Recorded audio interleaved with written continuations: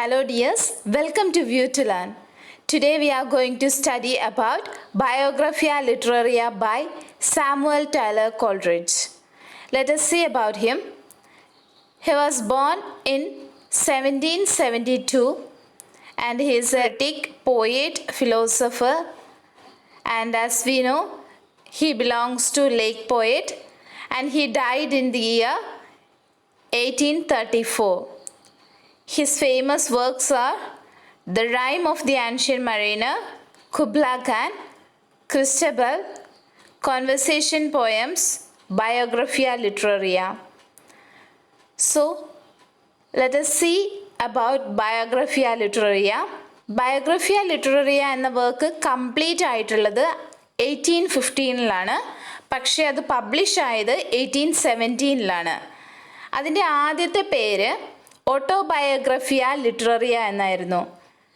അതിന് മറ്റൊരു പേരും കൂടി കൊടുത്തിട്ടുണ്ടായിരുന്നു, biographical sketches of my literary life and opinions. അദ്ദേഹത്തിൻ്റെ ഈ വർക്ക് പബ്ലിഷ് ചെയ്യുന്നതിന് മുന്നേ, അതായത് പ്രിൻറ്റിങ്ങിന് കൊടുത്ത സമയത്ത് വന്ന ഒരു എററിലൂടെയാണ് ഓട്ടോബയോഗ്രഫിയ ലിറ്റററിയ എന്ന പേര് ബയോഗ്രഫിയ ലിറ്റററിയ എന്നായി മാറിയത് കേട്ടോ. So it has 23 chapters and 2 volumes. First volume deals with Coleridge's philosophy. Second volume എന്ന് പറയുന്നത് Evaluation of Wordsworth Poetic Principles and Practice.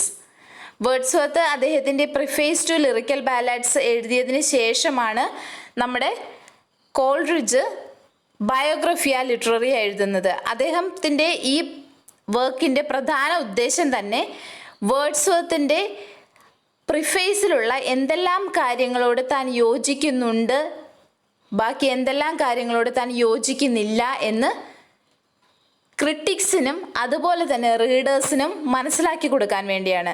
So first part അദ്ദേഹത്തിൻ്റെ ലൈഫിനെ കുറിച്ചാണ് പറയുന്നത്, അദ്ദേഹത്തിൻ്റെ ഫിലോസഫിയെ കുറിച്ചൊക്കെയാണ് പറയുന്നത്. Coleridge himself described Biographia Literaria as an immethodical miscellany of life and opinion. അതൊരു important point ആണ്, പ്ലീസ് നോട്ട് ഇറ്റ് ഡൗൺ.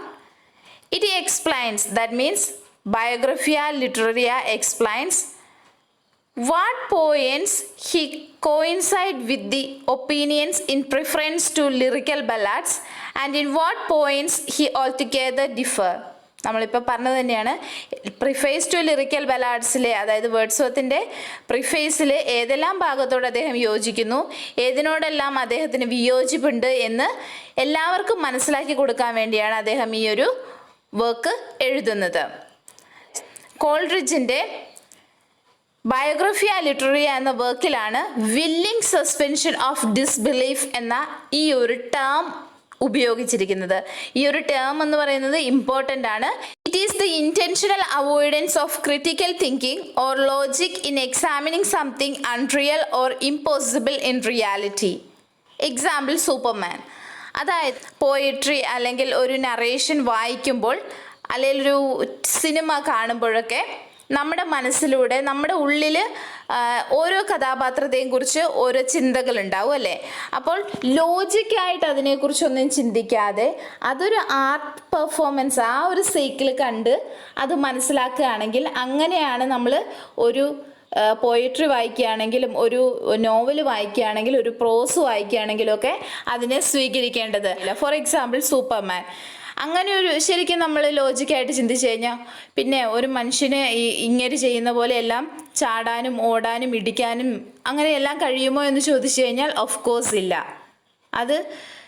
പക്ഷേ അതെല്ലാം എല്ലാവരും അംഗീകരിക്കുന്നതിന് കാരണം അതിനെ നമ്മളൊരു റിയൽ മാനായി കാണാതെ അതിനെക്കുറിച്ച് ലോജിക്കലി ചിന്തിക്കാതെ അതിനെ വെറും ഒരു ക്യാരക്ടറായിട്ട്, ഈ സൂപ്പർമാൻ ഒരു ക്യാരക്ടറായി കാണുന്നത് കൊണ്ടാണ് നമുക്കത് എൻജോയ് ചെയ്യാൻ പറ്റുന്നത്. അതുപോലെ ആയിരിക്കണം നമ്മൾ ഏതൊരു വർക്ക് വായിക്കുകയാണെങ്കിലും കാണുകയാണെങ്കിലും നമുക്കുണ്ടാവേണ്ട ഫീലിംഗ് എന്നുള്ളത്. നമ്മുടെ ഉള്ളിലുള്ള ആ ലോജിക് സെൻസിനെ നമ്മളൊന്ന് മാറ്റി വെച്ചിട്ട് ആ കഥാപാത്രത്തെ ഉൾക്കൊണ്ടുകൊണ്ട് കാണണം എന്നാണ് ഈ വില്ലിംഗ് സസ്പെൻഷൻ ഓഫ് ഡിസ്ബിലീഫ് എന്നതുകൊണ്ട് ഉദ്ദേശിക്കുന്നത്. കോൾറിഡ്ജ് അദ്ദേഹത്തിന്റെ ഈ 14ാമത്തെ ചാപ്റ്റർ ആരംഭിക്കുന്നത് തന്നെ അവർ രണ്ടുപേരും, കോൾറിഡ്ജും വേർഡ്സ്വർത്തും ചേർന്ന് എഴുതിയ ലിറിക്കൽ ബലാഡ്സിനെ അത് എഴുതാൻ ഉണ്ടായ സാഹചര്യത്തിനെ റീകോൾ ചെയ്തുകൊണ്ടാണ്. നമുക്കറിയാം അവരുടെ ലിറിക്കൽ ബലാഡ്സിന് വേർഡ്സ്വർത്ത് ഒറ്റയ്ക്ക് എഴുതിയ പ്രിഫേസ് ആണ് പ്രിഫേസ് ടു ലിറിക്കൽ ബലാഡ്സ് അല്ലേ. അത് പ്രസന്റ് ചെയ്തതിന് ശേഷമാണ് നമ്മുടെ കോൾറിഡ്ജ് അതിനകത്ത് അദ്ദേഹത്തിന് താല്പര്യമുള്ളത് ഏത് ഇല്ലാത്തത് ഏത് എന്ന് മെൻഷൻ ചെയ്യാനായിട്ട് ബയോഗ്രഫിയ ലിറ്റററിയ എന്ന വർക്ക് കൊണ്ടുവരുന്നത്. അപ്പോൾ അദ്ദേഹത്തിൻ്റെ ഈ 14ാമത്തെ ചാപ്റ്ററിൽ സ്റ്റാർട്ട് ചെയ്യുന്നത് തന്നെ ആ ലിറിക്കൽ ബലാഡ്സ് എന്ന വർക്കിനെ റീകോൾ ചെയ്തുകൊണ്ടാണ്. അവർ എപ്പോഴായിരുന്നു അത് എഴുതി, എന്ത് സാഹചര്യത്തിലായിരുന്നു ആ വർക്ക് എഴുതിയ എന്നൊക്കെ ഓർത്തുകൊണ്ട്. എന്നിട്ട് അദ്ദേഹം പറയാണ് അവർ രണ്ടുപേരും ഈ വർക്ക് ലിറിക്കൽ ബലാഡ്സ് എഴുതുമ്പോൾ അവരുടെ ഉള്ളിൽ 2 പ്രധാനപ്പെട്ട പോയിന്റ്സുകളാണ് ഉണ്ടായിരുന്നത്. അതായത് the power of exciting the sympathy of the readers by a faithful adherence to the truth of nature, the power of giving the interest of novelty by the modifying colors of imagination. ജനങ്ങളുടെ ഉള്ളിലേക്ക് അല്ലെങ്കിൽ റീഡേഴ്സിൻ്റെ ഉള്ളിലേക്ക് നേച്ചറിനെ present ചെയ്യുക, അതും ഒരു പുതിയ style of ഇമാജിനേഷനിലൂടെ അത് present ചെയ്യുക എന്നുള്ള 2 കാര്യങ്ങളാണ് ഇവരുടെ മനസ്സിലുണ്ടായിരുന്നത്. അതിൽ വേർഡ്സ്വർത്ത് ചൂസ് ചെയ്തത് ലോ ആൻഡ് റസ്റ്റിക് ലൈഫാണ്. കോൾറിഡ്ജ് ചൂസ് ചെയ്തത് സൂപ്പർ നാച്ചുറൽ elements ആണ്. So let us discuss these 2 points now. കോൾറിഡ്ജിന്റെ plan എന്തായിരുന്നു എന്ന് വെച്ചാൽ would compose poems in which the incidents and agents were to be in part supernatural and they would be given emotions and behaviors peculiar to real human beings. Supernatural to natural. അതായത് കോൾറിഡ്ജിന്റെ plan എന്ന് പറയുന്നത് ഇങ്ങനെയായിരുന്നു. ഇവർ പരസ്പരം neighbours ആയിരുന്നു കേട്ടോ, അതൊന്ന് ഓർത്ത് വെക്കുക. കോൾറിഡ്ജും നമ്മുടെ വേർഡ്സ്വർത്ത് നെയ്ബേഴ്സ് ആയിരുന്നു. അത് പറഞ്ഞുകൊണ്ടാണ് ആ ചാപ്റ്റർ തുടങ്ങുന്നത് തന്നെ കേട്ടോ.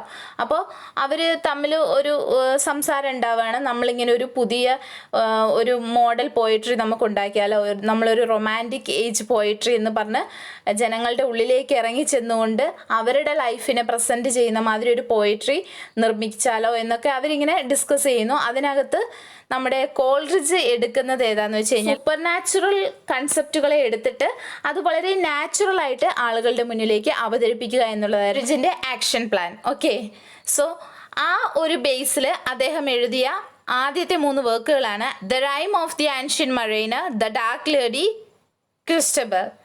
സോ ഈ 3 വർക്ക്സ് ആണ് അദ്ദേഹം ആ ഒരു ബേസിൽ എഴുതിയത്. ഇത് ഓർത്ത് വെക്കുക, സൂപ്പർ നാച്ചുറൽ ടു നാച്ചുറൽ എന്നുള്ളതായിരുന്നു കോൾറിഡ്ജിന്റെ ഒരു കൺസെപ്റ്റ്. അതേപോലെ വേർഡ്സ്വർത്ത് അവർ തമ്മിൽ ആ പ്ലാൻ ചെയ്തപ്പോൾ വേർഡ്സ്വർത്ത് എന്താ സ്വീകരിച്ചതെന്ന് വെച്ച് കഴിഞ്ഞാൽ would compose poems in which the events and characters were transformed or supplied by every villages. That means natural to super natural.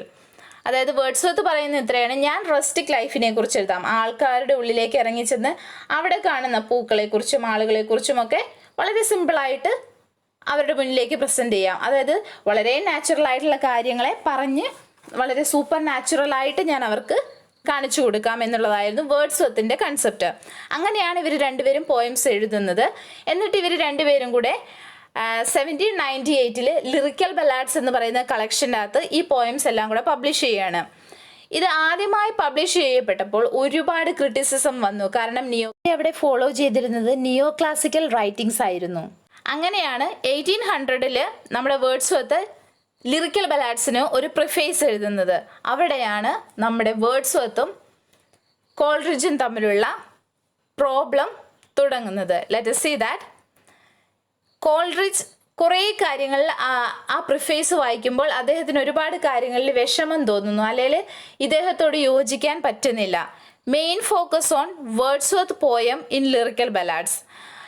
Lyrical ballads എന്ന് പറയുന്ന വർക്കിൽ, അല്ലെങ്കിൽ പ്രിഫേസ് ടു ലിറിക്കൽ ബലാഡ്സ് എന്ന് പറയുന്ന വർക്കിൽ വേർഡ്സ്വർത്ത് കൂടുതലായും അദ്ദേഹത്തിൻ്റെ പോയംസ് എങ്ങനെയാണ് വായിക്കേണ്ടത്.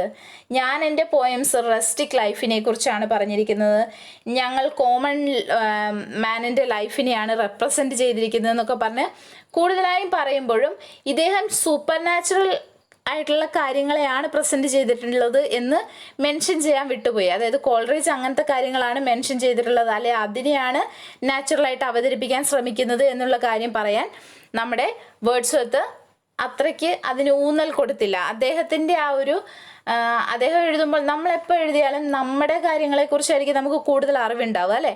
അപ്പോൾ ഇദ്ദേഹം പറഞ്ഞ ആ പ്രിഫേസിനകത്ത് കൂടുതലും ചായ്വ് കൂടുതൽ വേർഡ്സ്വർത്തിന്റെ പോയിട്രീനെ കുറിച്ച് പറയുന്നതിൽ തന്നെയായിരുന്നു. അപ്പോൾ തീർച്ചയായും കോൾറിഡ്ജിന് അതിനോട് എതിരഭിപ്രായം ഉണ്ടായി. Coleridge pointed out the wrong principles of Wordsworth. As a co-writer, he is least mentioned there. That means in the preface. Not only the common enjoyed the work, but also the educated too. Thus, it becomes popular.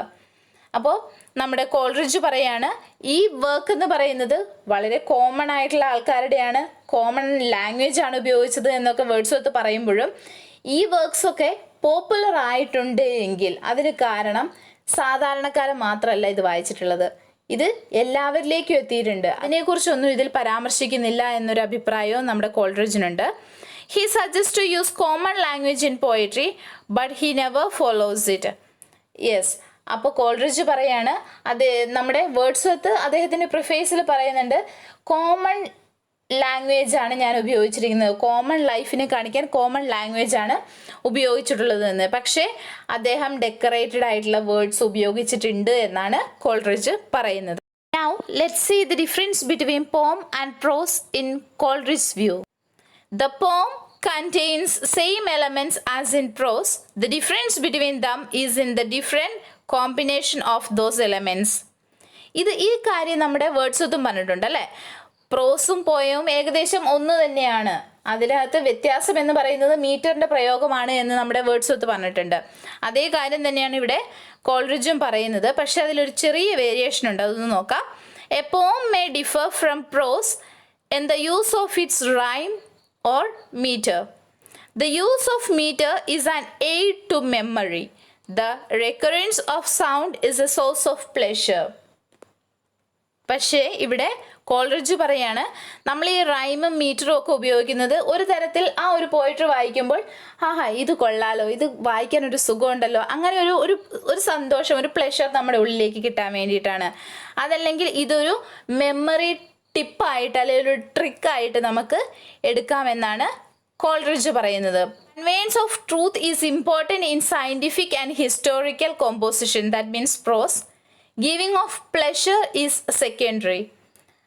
എന്നിട്ട് Coleridge പറയുന്നത് പ്രോസിൻ്റെ main aim എന്ന് പറയുന്നത് pleasure നൽകുക എന്നുള്ളതല്ല, മറിച്ച് truth എന്നുള്ള ആ ഒരു കൺസെപ്റ്റ് ആളുകളിലേക്ക് എത്തിക്കുക എന്നുള്ളതാണ്. പ്ലഷർ നൽകുക എന്നുള്ളത് പോയിട്രിയുടെ എയിമാണ് എന്ന് അദ്ദേഹം പറഞ്ഞു വയ്ക്കുന്നു.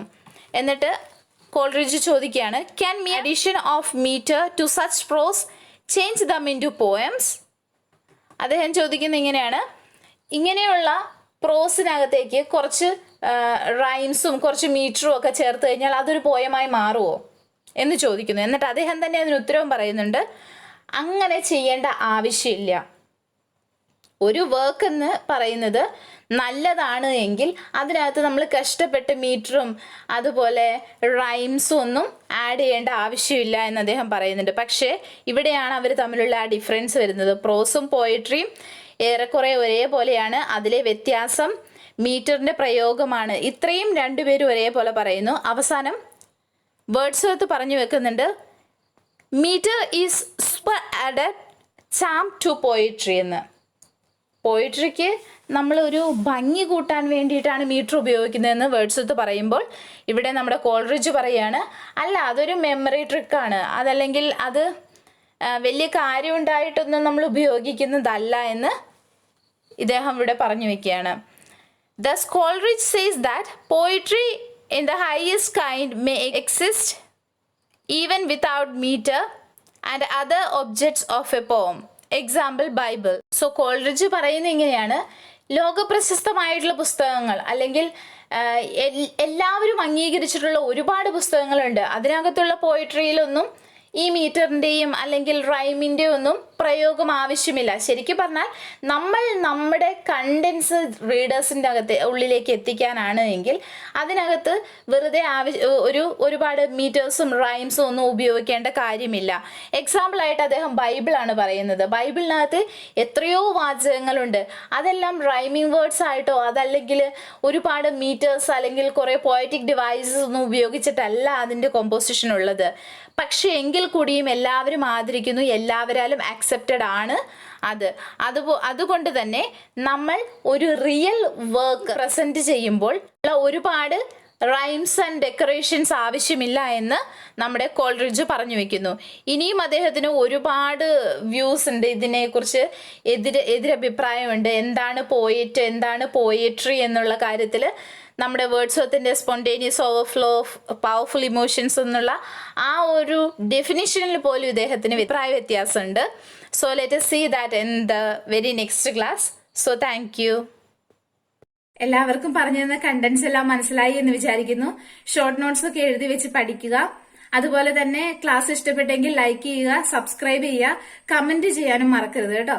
ഈ ക്ലാസ് നിങ്ങൾക്ക് പ്രയോജനപ്പെട്ടു എന്ന് തോന്നുന്നുണ്ടെങ്കിൽ നിങ്ങളുടെ ഫ്രണ്ട്സിനും കൂടെ ഒന്ന് ഷെയർ ചെയ്ത് കൊടുക്കുക. താങ്ക്